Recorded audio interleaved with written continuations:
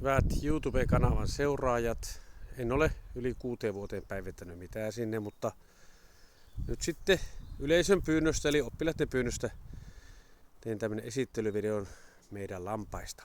Eli tässä on 3 äitilammasta, niitä sanotaan uuhiksi. Ja tämän nimi on Täplä. Tää on vähän yli vuoden ikäinen lammas, mutta tää on jo karitsoinut. Tuossa on se tyttökaritsa eli Miina, hassu rosvonaamio. Ja tuossa on sen pässikaritsa eli Manu. Katsopas Manu tänne. Nämä on jo aika isoja nämä karitsat, parin kuukauden ikäisiä.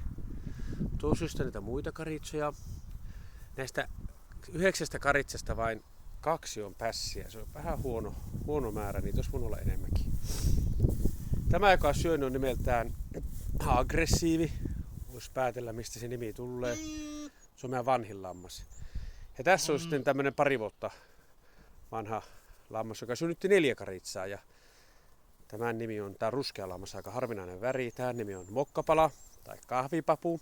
Tai sitten tää nykyään tuntee nimen paniikkihäiriö.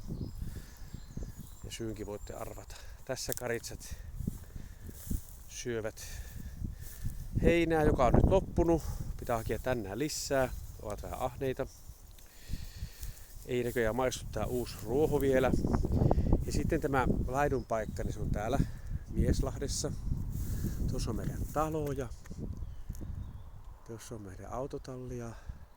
Tuolla näkyy sitten tuolla kaukana tuo Oulujärvi. Meillä on komiat maisemat täältä Leihunvaaralle ja sinne Kuluntalahteen päin. Ja sitten tässä on kanala, jos ei nyt ole tällä hetkellä kanoja. Se on heinävarastona. Ja tässä on tää meidän lampola. Ja täällä ne sitten talaven on. Tuollakin on pidetty kanoja talven aikana. Tuolla on sitten karitsointikarsina, missä ne sitten pienten karitsojen kanssa nuo emät on.